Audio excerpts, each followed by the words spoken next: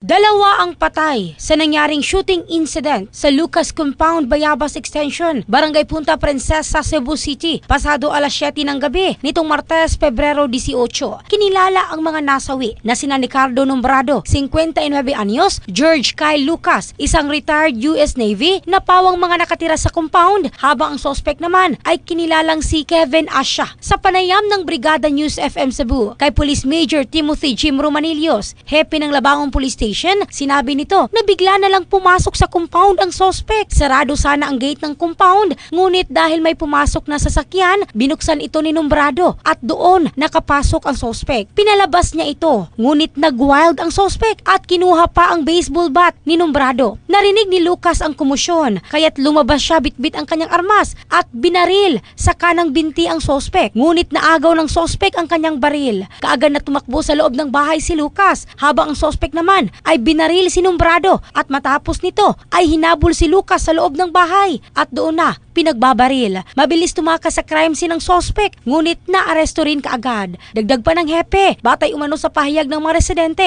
posibleng nakagamit ng illegal na droga ang suspect, bagay na susuriin pa ng pulisya. Maharap sa kasong double murder ang suspect. In the heart of changing lives, ito si Michelle Craste ng Brigada News Philippines, the Music and News Authority.